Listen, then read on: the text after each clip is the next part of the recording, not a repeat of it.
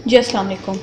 आप देख रहे हैं समिया रसोई घर और आज मैं आप लोगों को जो मसाला बनाना सिखा रही हूँ वो है तंदूरी मसाला। हम बाज़ार से जो मसाले लेते हैं उनका हमें कोई आइडिया नहीं होता कि वो किस तरह बनते हैं, तो इसलिए मैंने सोचा कि क्यों ना आपको ये मसाला बता दिया जाए, क्योंकि आप इसको बहुत सी उसमें यूज़ कर सकते हैं। तंदूरी टिक्का वगैरह या कुछ भी आप जो है बनाना चाहें उसमें आप डाल दें तो वो एक अच्छा फ्लेवर आ जाता है। इसके लिए हमें जो चाहिए तकरीबन 1.5 टेबल स्पून हमारे पास ये होल कोरिएंडर है यानी साबुत धनिया, 2 टेबल स्पून ज़ीरा है, सॉल्ट है 2 टेबल स्पून, 2.5 टेबल स्पून हमारे पास रेड चिली पाउडर है, 1 टेबल स्पून चीनी है, ये गरम मसाला होममेड ही है मेरा, तकरीबन 1 टेबल स्पून, 1 टीस्पून के करीब ये जो है कसूरी मेथी, ये मेरी होममेड है, मैंने खुद ट्राई की है, उसकी वीडियो में आपको डाल दी है मैंने। इसके अलावा यहाँ पर क्वार्टर टी स्पून के करीब जो है वो टाटरी पाउडर है यानी सिट्रिक एसिड, और 1 टेबल स्पून हमारे पास जिंजर पाउडर है।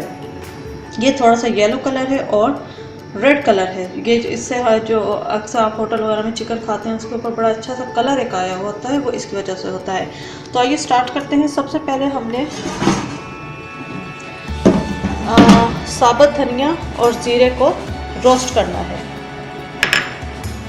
हम इन्हें रोस्ट करेंगे और ये धनिया जो है और धनिया और ज़ीरा रोस्ट हो चुका है, इसको मैं निकाल लूँगी और मैं इसे ठंडा होने के लिए ज़रा रख दूँगी ताकि इसकी हीट निकल जाए। और उसके बाद मैं इन सब मसालों को मिक्स करके ग्राइंड कर लेती हूँ और फिर मैं दिखाती हूँ कि नेक्स्ट जो है हमने इसे किस तरह रखना है। ओके, मैं ये जो धनिया और ज़ीरा था वो यानी ठंडा हो चुका था। मैं अब आप इसे बेशक कॉफ़ी मेकर में है उसमें आप ग्राइंड कर लीजिए, या आपके पास जो भी वो हो मसाला पीसने वाली डब्बी आप उसमें भी इसे पीस सकते हैं। मैं ये सारे मसाले डाल चुकी हूँ। ये अब गरम मसाला, नमक और मिर्चें रह गई हैं वो मैं डाल के ग्राइंड करती हूँ। ओके, ये मैंने मसाला सारा ग्राइंड कर लिया है और इसकी आप शक्ल देखिए कितनी खूबसूरत आई है। आप इसे बनाकर एयरटाइट जार में रखते हैं और काफ़ी अर्से तक चलता है। और जो मैंने नमक वगैरह डाला था ये है कि आप जब कोई चीज़ बनाएं आप उसमें खुद एडजस्ट कर सकते हैं। तो हो सकता है आपको लाइट लगे, लेकिन तो वो थोड़ा बहुत नमक डालना पड़ता है, लेकिन मिर्चें बिल्कुल ठीक होती हैं इसमें। तो मुझे उम्मीद है आपको आज की रेसिपी पसंद आई होगी।